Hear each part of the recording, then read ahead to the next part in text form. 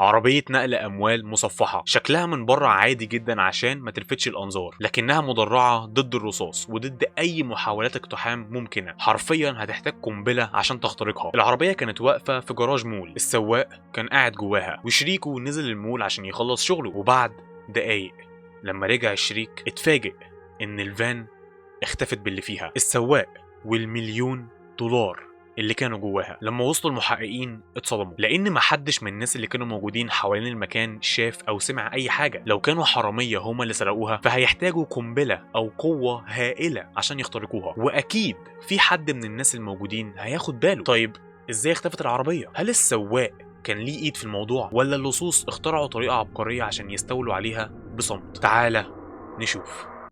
أظن كلكم سمعتوا عن عربيات أو شاحنات نقل الأموال. في العادة العربيات دي بتكون مدرعة جدا، والسواق والحراس اللي فيها بيكونوا مسلحين. واحدة من أكبر شركات الأموال في أمريكا اسمها ويلز فارجو عندهم أسطول من عربيات وشاحنات نقل الأموال بمختلف الأنواع والأشكال. قصتنا بتبدأ أحداثها يوم 28 نوفمبر سنة 1994 بالتحديد قدام مول في ولاية أريزونا الأمريكية. وقت الظهر وصلت عربية فان صغيرة في الجراج. العربية دي كان شكلها عادي جدا زيها زي أي عربية فان، لكنها في الواقع كانت واحدة من عربيات نقل الأموال تبع لشركة ويلز فارجو. العربية رغم مظهرها العادي كانت محصنة ومدرعة جدا، وتحت الشكل الخارجي ده كانت مخبية دروع مضادة للرصاص. كل شيء في العربية من هيكلها الخارجي للشبابيك الإزاز كان مضاد للرصاص وغير قابل للاختراق. هتحتاج قنابل أو قوة تفجيرية عشان تخترق الدروع دي، ونفس الشيء أبوابها مستحيل تفتح من بره. طبعا الفان شكلها عادي جدا من بره عشان ما تلفتش الانتباه، يعني كان زي التنكر عشان ما حدش يعرف ان دي عربية نقل أموال. عربية الفان دي كان جواها شخصين، الأول هو السواق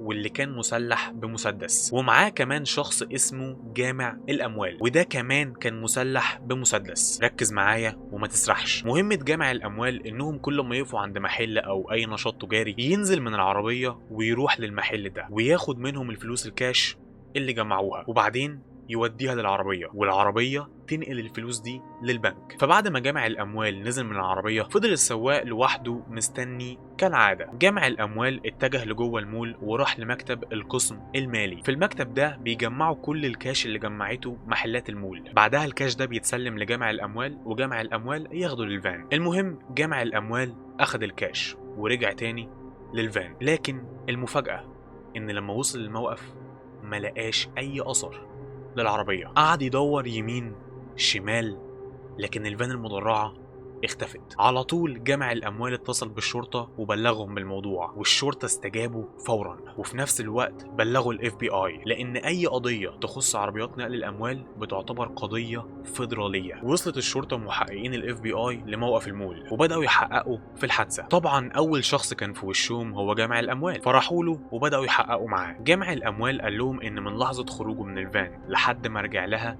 ما خدش اكتر من 5 دقايق، ولما رجع ما لقاش ولا الفان ولا زميله السواق موجودين. وقال لهم كمان ان مجموع الاموال اللي كانت جوه الفان بتعدي المليون دولار. وخلي بالك احنا بنتكلم عن سنة 1994، يعني لو حسبناها بقيمة فلوس النهاردة مع التضخم المبلغ ده هيوصل للضعف، يعني حوالي 2 مليون دولار. المحققين كمان عملوا مقابلات مع الاشخاص اللي كانوا موجودين في المول او في الموقف بتاعه او حوالين المنطقه اللي كانت فيها الفان في الفتره دي في العموم، لكن كل الاشخاص اللي كانوا هناك قالوا انهم ما لاحظوش اي حاجه. المحققين ما لقوش ولا شاهد واحد ممكن يساعدهم في وصف اللي حصل. كل الناس اللي كانوا موجودين في الموقف او حواليه قالوا ان الامور كانت هاديه وما لاحظوش اي شيء غريب. وهنا المحققين استغربوا، يعني دي كانت عربية مدرعة مستحيل يتم اختراقها إلا بتفجير أو قنبلة هائلة، وأكيد حاجة زي دي كانت هتعمل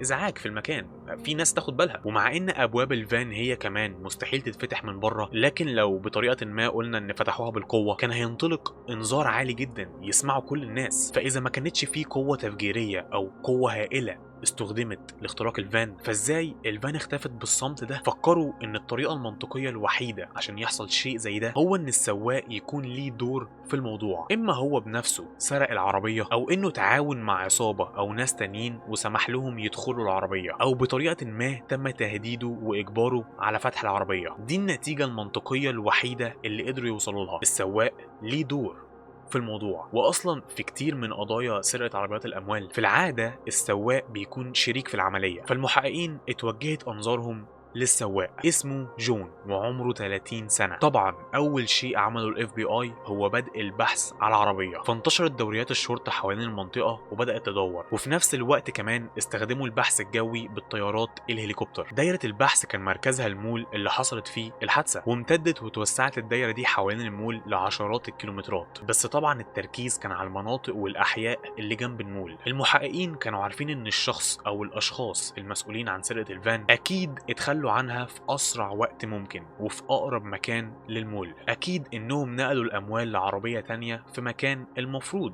ما يكونش بعيد عن المول. ده الشيء المنطقي، لازم يحاولوا يتخلصوا من الفان في أسرع وقت ممكن، فالفان المفروض تكون قريبة. عملية البحث فضلت شغالة، وخلال الفترة دي المحققين بدأوا يتحروا عن سواق العربية جون. أول شيء اكتشفوا إنه ما عندوش أي سوابق نهائيا. ال FBI قدروا ياخدوا مذكرة تسمح لهم بتفتيش شقته، ولما وصلوا خلوا صاحبة الشقة اللي مأجراله تفتح لهم الباب. دخل المحققين الشقة وبدأوا يدوروا فيها شبر شبر على أي حاجة تدل إن السواق جون كان ليه علاقة بعملية سرقة العربية، لكنهم ما لقوش أي حاجة. بالعكس، الشقة كانت مترتبة وشكلها طبيعي جدا، ما كانش فيه أي شيء بيدل إن جون كان بيستعد انه يهرب مثلا بعد ما يسرق العربيه، لانه اكيد لو بيخطط لعمليه زي دي هيكون في فوضى في الشقه على الاقل او حاجات ناقصه، لكن الشقه كان شكلها طبيعي ومرتب. لما سالوا عن جون اكتر ووصلوا لقرايبه واصحابه ومعارفه، كلهم شهدوا انه انسان صادق وامين محترم وبياخد شغله بجديه. فكل الشهادات دي بالاضافه لانه ما كانش عنده اي سوابق او سجل اجرامي خلت المحققين يستبعدوه من الشبهات مبدئيا. بس برضو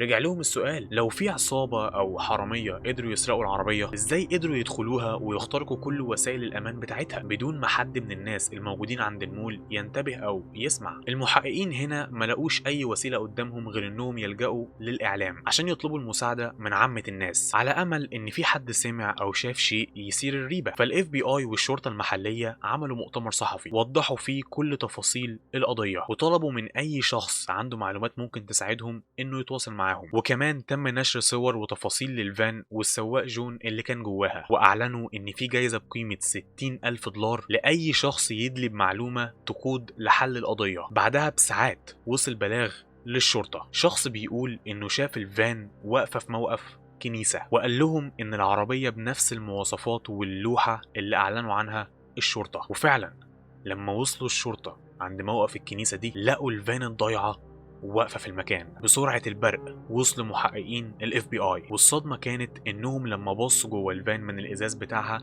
لقوا جثة على الارض. ما قدروش في البداية يعرفوا هوية الجثة دي لان العربية كانت شغالة وابوابها مقفولة من جوه، فحتى المحققين ما قدروش يفتحوا الابواب ويدخلوا جواها. اضطروا يتواصلوا مع شركة نقل الاموال عشان يجوا ويفتحوا لهم العربية. للدرجة دي العربية كانت متحصنة، حتى ال FBI والشرطة ما قدروش يفتحوها. المهم بعد ما جم موظفين الشركة وفتحوا العربية قدروا المحققين يتأكدوا من هوية الجثة، وزي ما كانوا متوقعين دي كانت جثة السواق جون. بعد ما المحققين فحصوا الفان عن قرب من جوه ومن بره ما لقوش اي علامات تدل على اقتحام عنيف. واضح ان الاشخاص اللي نفذوا العملية اصحاب خبرة، والعملية تم التخطيط ليها بدقة وتنفيذها باحترافية عالية. الخبراء الجنائيين فحصوا الفان من بره ومن جوه عشان يدوروا على اي اثر ممكن يكون المنفذين سابوه وراهم، لكن نفس الشيء، العربية كانت نظيفة بالكامل، مفيش لا شعر ولا DNA ولا بصمات تدل على الحرامية. جوه الفان كانت في بقايا من الاموال سابوها اللصوص وراهم، بس كلها كانت عبارة عن عملات معدنية او كوينز، على الاغلب سابوها لان وزنها تقيل وقيمتها قليلة، اما الكاش والفلوس الورق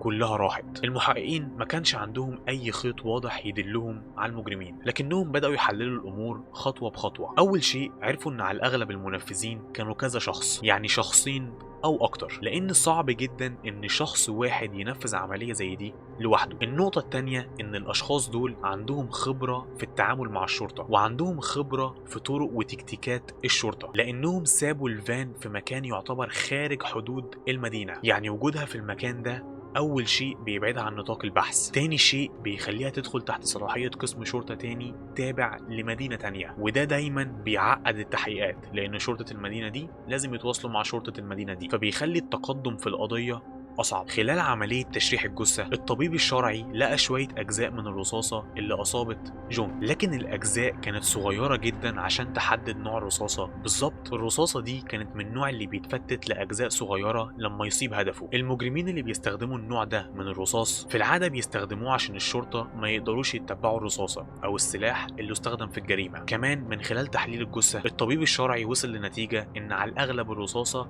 اتضربت من بعيد، يعني من مسافة 10 متر أو أكتر، لأن لو تم إطلاق النار عليه من مسافة قريبة هيكون في بودرة من المسدس أو السلاح موجودة على أجزاء الرصاصة دي اللي استخرجها من الجثة، بس ما كانش فيه أثر لأي بودرة. فالنتيجة إن إطلاق النار تم من مسافة بعيدة شوية. استمرت التحقيقات في الأيام اللي بعدها، وأخيرا ال FBI لقوا شاهد ممكن يديهم خيط جديد. الشاهد الجديد ده بيقول إنه شاف الفان وهي طالعة من موقف المول. قال إن في نفس الوقت اللي حصلت فيه عملية السرقة كان هو واقف على تقاطع شارع قريب من المول، وهو واقف شاف فان بيضة جاية من ناحية المول تجاهه، وكانت بتتحرك في الشارع بسرعة كبيرة جدا وعدت من قدامه وهي محافظة على سرعتها. وكمان قال ان كان في عربية نص نقل حمراء وراها ماشية وراها بشكل مباشر بنفس سرعتها، بس ما كانش متأكد اذا كانوا مع بعض فعلا ولا لا. الشاهد اللي كان اسمه مورجان ما قدرش يفتكر كم عدد الاشخاص اللي شافهم، ولا قدر يفتكر رقم اللوحة بتاعة العربية الحمراء. المحققين طلبوا طلب غريب من الشاهد مورجان، قالوا له تعالى معانا مكتبنا في ال FBI عشان نعرضك على خبير تنويم مغناطيسي ممكن يحفز ذاكرتك. ايوه تقريبا ال FBI عندهم خبراء تنويم مغناطيسي، من مهامهم انهم ينشطوا ذاكرة الشهود. اول مرة اعرف المعلومة دي بصراحة. فالمحققين طلبوا من الشاهد مورجان الطلب ده، ومورجان وافق وراح معاهم لخبير التنويم المغناطيسي. الخبير ده طبعا خبير نفسي جنائي، عنده مهارات وطرق معينة يقدر يستخدمها على الشهود عشان يحفز ذاكرتهم. طبعا احنا البشر ربنا ادانا عقول قدراتها عالية جدا، اكتر حتى من اللي احنا نتخيله، لكن كتير من القدرات والمعرفة والذاكرة اللي اكتسبناها بتكون مدفونة في العقل الباطن وصعب نوصل لها او نستخرجها. فخبير التنويم المغناطيسي عند ال FBI مهمته انه يفتح الابواب اللي بتؤدي للعقل الباطن والذاكرة اللي جواه. معرفش بصراحة بيعمل ايه بالظبط او ايه الطرق اللي بيستخدمها لان ده علم كامل لوحده، لكن الهدف انه يحاول يخلي الشاهد يرجع بذاكرته ويعيش الموقف اللي حصل مرة تانية كأنه بيحصل قدامه دلوقتي. وفعلا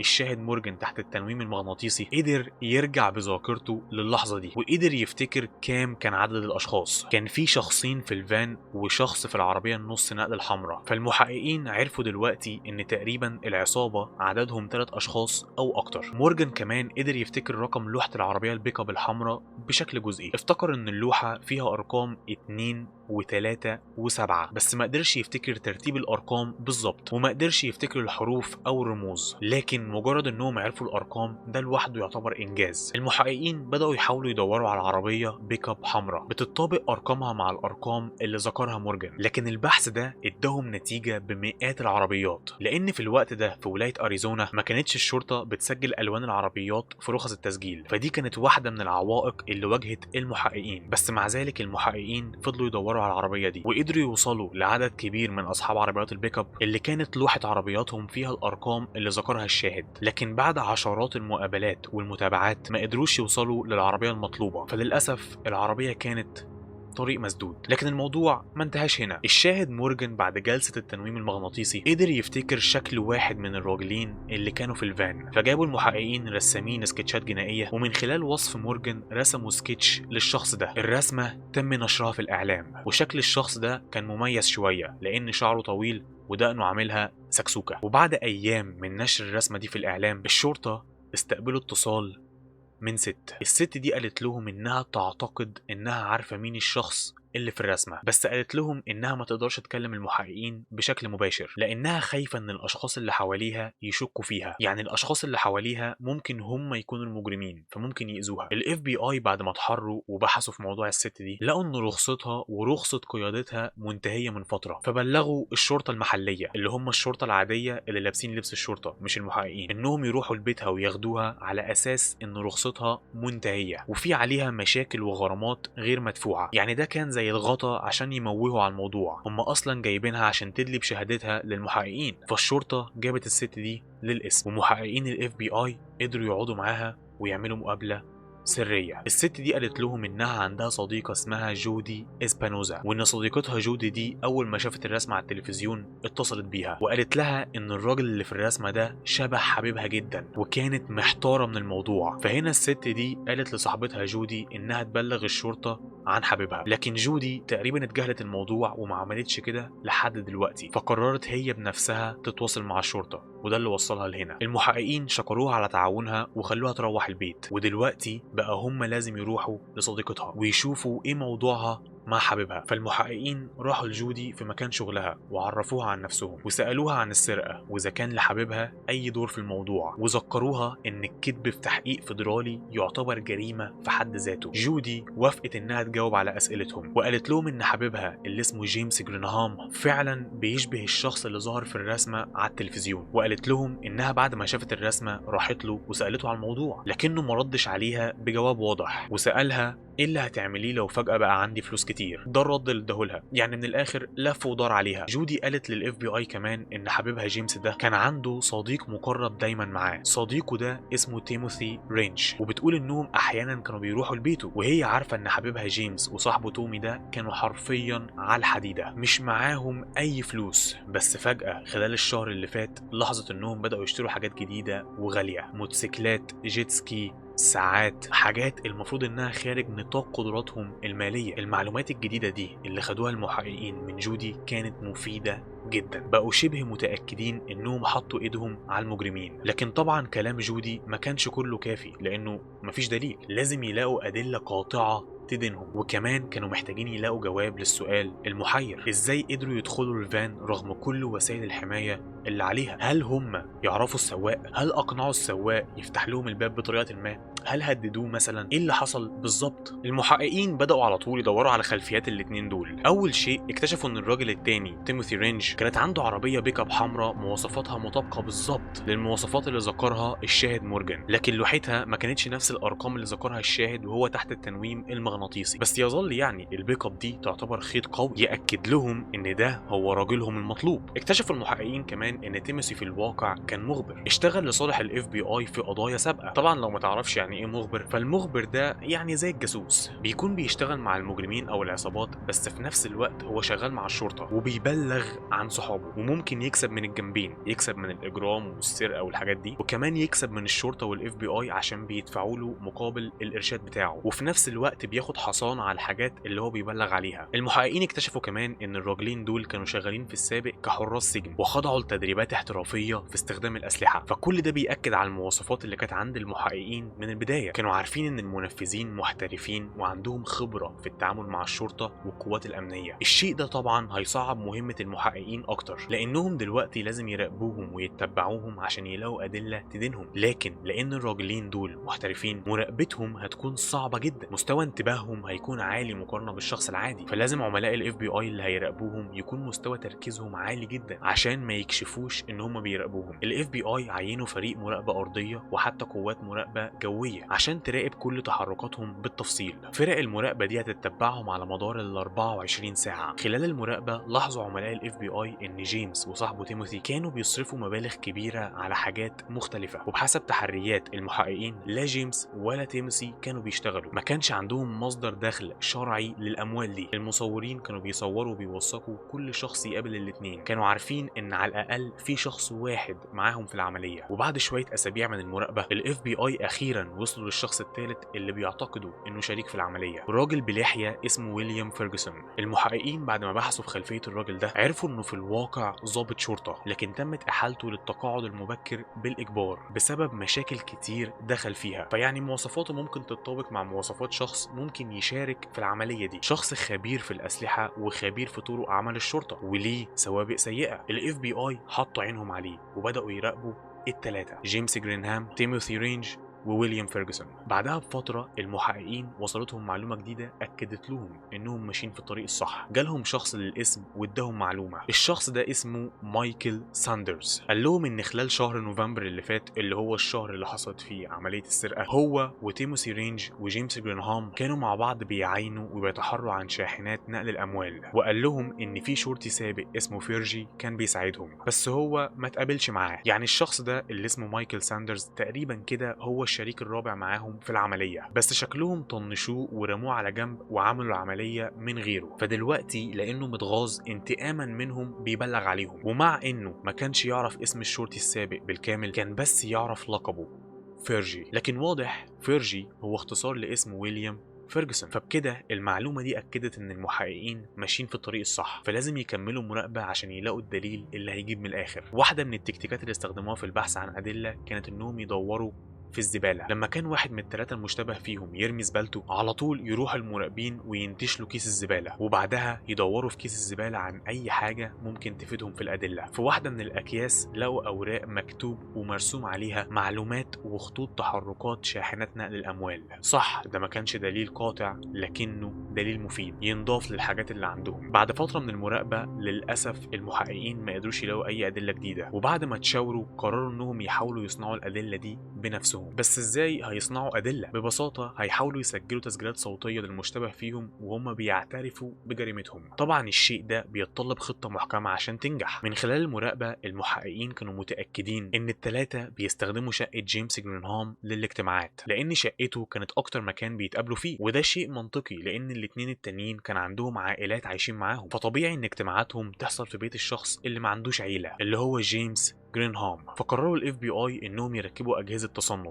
وفي ليله من الليالي بعد ما اتاكدوا ان جيمس بره الشقه، عملاء الاف بي اي اتسللوا لشقته بطريقه نظيفه، يعني بدون ما يبان ان في اقتحام، زي ان يبقى قفل باب مثلا مكسور او ازاز مكسور، عشان طبعا ما يكشفش الموضوع. وبعدها قعدوا يظبطوا اجهزه التصنت ويركبوها في اماكن مخفيه، ولما خلصوا اخدوا عدتهم ومشيوا. فدلوقتي الاف بي اي بقوا قادرين يتصنتوا على المحادثات اللي بتحصل في شقه جيمس. الاف بي اي كمان كانوا بيتصنتوا على تليفوناتهم ومكالماتهم. طبعا المحققين كانوا عارفين ان الثلاثه مش هيتكلموا على العمليه بشكل عشوائي كده، فكان لازم يعملوا شيء عشان يحفزهم يتكلموا. فقرروا المحققين انهم ينشروا معلومات مضلله ممكن تدفع الثلاثه للكلام عن العمليه. فالاف بي اي اصدروا بيان صحفي مليان معلومات خاطئه وتفاصيل مغلوطه عن العمليه. ذكروا مثلا مواصفات بعيده جدا عن المشتبه فيهم، قالوا ان واحد بشرته سمراء وواحد اقرع، وقعدوا يالفوا تفاصيل بعيده جدا عن المشتبهين الثلاثه. وبعد البيان ده قعدوا يتصنتوا ويستنوا اجتماع الثلاثه، لانهم كانوا متاكدين انهم هيتكلموا عن الموضوع. وفعلا اجتمعوا الثلاثه في شقه جيمس جرينهام كالعاده، وزي ما متوقع بداوا يتكلموا عن المعلومات اللي ذكرتها الاف بي اي، وقعدوا يتكلموا عن القضيه وهم بيضحكوا ومبسوطين لان التحقيقات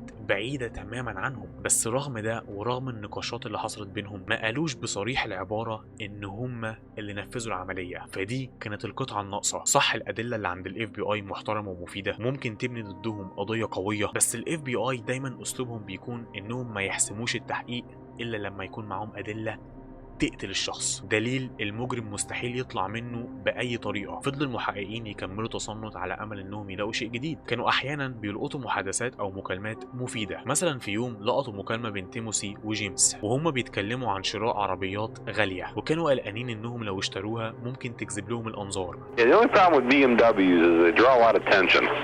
See, nobody thinks about anything if you buy a Pontiac. Oh, I was thinking about that too. You know, all of a sudden a BMW is parked in your driveway, I guarantee you're going to be in trouble. I'm tempted to go get myself a Z anyways. I really am. I'm very, very, very tempted. Well, I think you should wait. Oh, no Bergie. Well, I'm just checking. Jesus Christ. المكالمة ما انتهتش هنا. تيموثي ذكر بعدين في المكالمة ان ضغطه بدأ يعلى بسبب العضو الثالث اللي معاهم اللي هو جيمس جرينهام، وقعد يقول عنه انه ضعيف ومتوتر، والشيء ده مخليه خايف انه ممكن يعمل حاجة غلط ويفضحهم. Yeah, he was doing so good too, but not anymore. I'm cutting him off. Well, that'll fuck up one of our plans. What's that? Well, is they going to fuck up north? I don't mean getting rid of him. Oh. Just cutting him off as far as supplying him with what he needs to be that way. So you don't understand, I hold both his and mine. I have it. He doesn't. اللي نفهمه من المحادثه دي ان تيموسي محتفظ بحصه جيمس عنده، يعني ما ادالوش كل فلوسه لانه ما بيثقش فيه، وقاعد يديله فلوسه بالقطاره، كل شويه يديله مبلغ، كل ده عشان يسيطر عليه، عشان يفضل جيمس تحت سيطره تيموسي. من خلال المحادثه دي فهم المحققين ان على الاغلب تيموسي هو القائد وان جيمس مجرد تابع، وعلى ما يبدو ان ويليام الشرطي السابق مقرب من تيموسي اكتر، يعني تيموسي بيعامله معامله الزميل على عكس جيمس اللي بيعامله كمجرد تابع، ده كمان بيستحقره. المحققين كمان لاحظوا من خلال المحادثات ان تيموسي طباعه عنيفه، طريقه كلامه واسلوبه فظ وقاسي، وواضح انه بيعكس القسوه دي على جيمس. فالمحققين فهموا ان جيمس هو الحلقه الاضعف. تخيل ان تيموسي كان حتى بيستخدمه زي الارسال، يروح يقول له هات لي حاجه من السوبر ماركت، كان حتى بيخليه يشتري له ملابسه الداخليه، انت متخيل؟ فيعني جيمس كان زي اللعبه في ايد تيموسي. فهنا قرروا المحققين انهم لازم يركزوا على جيمس ويحاولوا يخلوه يتوتر اكتر. واحده من الحاجات اللي عملوها انهم سابوا اوراق عليها رسمه لوشه قدام باب بيته. طبعا لما شاف الرسمه دي استغرب وخاف، بس ما افترضش على طول ان دول الشرطه او الاف بي اي، يمكن واحد من الجيران او الناس اللي حواليه اللي حاقدين عليه مثلا شافوا انه شكله شبه الرسمه فقرروا يضايقوه. لكن بعدها بكام يوم واحد من المحققين حط بطاقه زي بيزنس كارد عليها اسمه ورقم تليفونه على باب شقه جيمس، وفي ظهر البطاقه دي من ورا مكتوب الدليل رقم 173. وقعدوا المحققين يراقبوا ردة فعل جيمس لما لقى البطاقه. جيمس لما شاف البطاقه وشاف عليها مكتوب اسم المحقق هنا على طول حس بالخوف، ولما قلب البطاقه وشاف مكتوب ورا الدليل رقم 173 هنا عرف ان في مصيبه. على طول حس ان ده ليه علاقه بعمليتهم، الشرطه قاعدين يشكوا فيه وبيراقبوه. جيمس على طول خرج من الشقه وركب عربيته ومشي. طبعا الاف بي اي كانوا بيلاحقوه بس المره دي من الجو بطياره هليكوبتر عشان ما يلاحظهمش، وفضل جيمس يبعد ويبعد اكتر بالعربيه لحد ما وصل لمكان خالي في نص الصحراء تقريبا. بعدها نزل من العربيه واتصل بصاحبه تيموسي. جيمس كان متوتر جدا وهو بيكلم تيموسي، قال له ان لقى بطاقه مكتوب عليها الدليل رقم 173 وانه خايف جدا ليكونوا الشرطه بيراقبوه. خلينا نسمع تسجيل المكالمه. Over what? I don't know. Is that right? He left his business card. Tom Clayton, senior investigator. I don't know what that would be, but there's nothing to sweat. تيموسي حاول يهديه ويطمنه وقال له ما تخافش، انت بس ارجع البيت وتصرف بشكل طبيعي وصدقني كل شيء هيكون تمام. وقال له انه هيجيله تاني يوم ويتكلم معاه. رجع جيمس لشقته ونام الليله دي، وفي صباح اليوم اللي بعده تيموسي راح لجيمس في شقته. طبعا الشقه كانت فيها اجهزه التصنت، فالمحققين سمعوا المحادثه كلها. المحادثه كانت طويله استمرت تقريبا ساعه. تيموسي كان بيحاول يهدي جيمس اللي كان واضح انه متوتر ومش مرتاح، وفي نهايه كلامهم تيموسي قال له If they thought you were involved, they'd crash your door. If they thought that you knew something, they would not need to talk.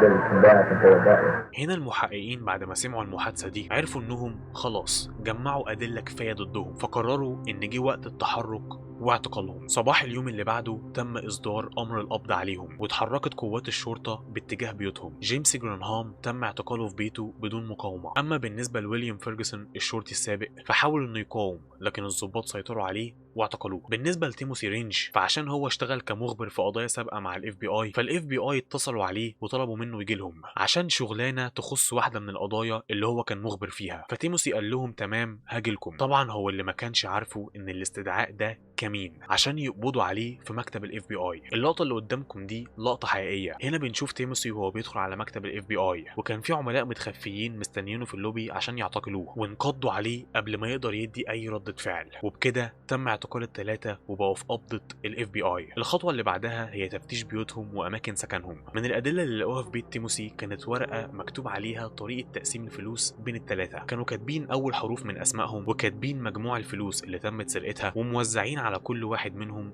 نسبة. فالورقة دي تمت اضافتها لقائمة الادلة ضدهم. في جراج بيته لقوا كمان عربية البيك اب الحمراء، بس زي ما قلنا لوحة ارقامها كانت مختلفة تماما عن الارقام اللي قال عليها الشاهد مورجان. فالمحققين قالوا يمكن يعني الشاهد ما قدرش يفتكر كويس. المحققين لقوا كمان في بيت تيموسي شنطة مليانة كاش، وخلال عملية تفتيشهم لباقي بيوتهم لقوا تقريبا كل $1,000,000. طبعا خلاص الادلة دلوقتي بقت محسومة ضدهم. الاف بي اي هيربحوا القضية 100%. فقعد المحققين يستجوبوا المتهمين الثلاثه. تيموسي رينج وويليام فيرجسون رفضوا انهم يتكلموا او يتعاونوا مع التحقيق باي طريقه كانت، مع ان خلاص يعني كل الادله كانت ضدهم. جيمس جرانهام كان الوحيد اللي ابدى نوع من الندم على العمليه. المحققين كانوا دايما عارفين ان هو هو الحلقة الأضعف، وإذا كان في حد فيهم هيتكلم فهو اللي هيتكلم. بس حتى جيمس في البداية رفض يتكلم، وفضلوا المحققين ساعة كاملة معاه بيحاولوا يقنعوه، وطول الوقت كان بس بيتمتم بكلام غير مفهوم. بس في النهاية بعد ضغط كتير ومحاولات جيمس قال لهم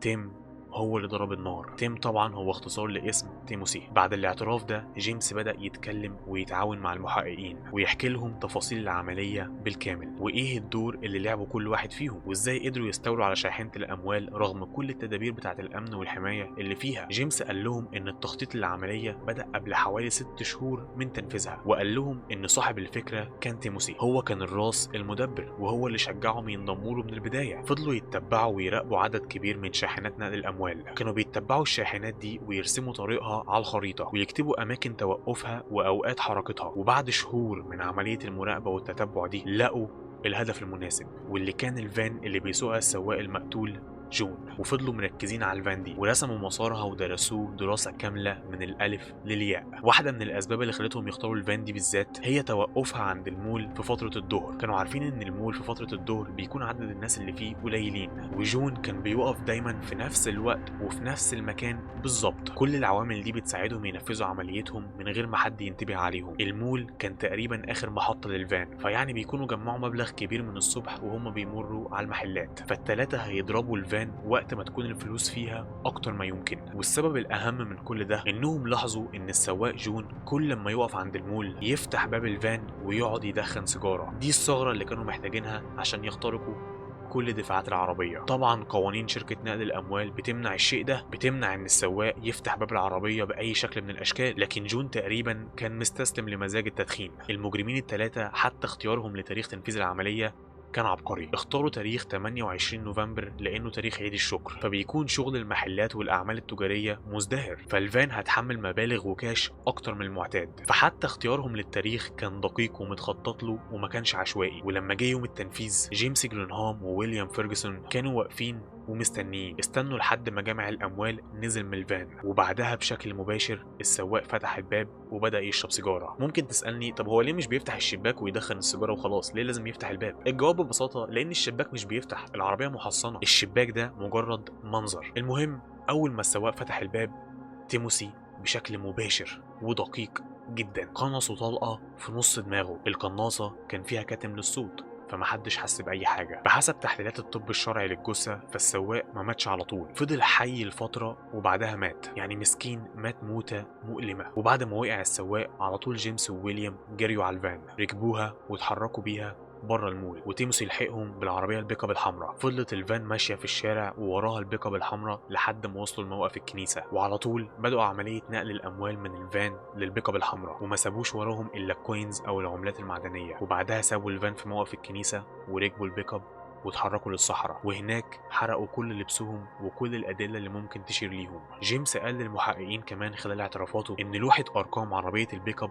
كانت مزيفة، وإنهم دفنوا اللوحة المزيفة دي في الصحراء في المكان اللي حرقوا فيه الأدلة. المحققين طلبوا من جيمس ياخدهم للمكان ده وجيمس وافق، وهناك لقوا فعلا كومة من الحاجات المحروقة، ملابس وحاجات واضح إن التلاتة استخدموها في العملية. المهم التلاتة اتحاكموا وتم إصدار الحكم عليهم. بالنسبة لجيمس جرينهام والشرطي السابق ويليام فيرجسون فادوهم أحكام مشابهة كونهم شركاء في العملية، ادوهم حكم بحوالي 30 سنة في السجن. أما بالنسبة للراس المدبر تيموسي رينج فبما إن هو المخطط للعملية دي وهو القاتل اللي قتل السواق فكان أكيد هيواجه أقصى حكم بينهم. ومع بداية المحاكمة تيموسي ادعى البراءة من التهمة وأنكر إن هو كان قاتل السواق، وفضلت قضيته مستمرة في المحكمة كام سنة، وكل ما يطلع تيموسي قدام الإعلام يأكد إنه بريء وإن ال FBI هم اللي لفقوا له التهمة. وفضل هو ومحاميه يحاولوا يقدموا دفاعات عبيطة في المحكمة، بس في النهاية هيئة المحلفين قرروا إن هو مذنب واتحكم عليه بالسجن مدى الحياة. وبكده نكون وصلنا لنهاية قصتنا. أنا قاعد بسجل بقالي 4 ساعات. لايك وسبسكرايب وأشوفك الأسبوع الجاي إن شاء الله.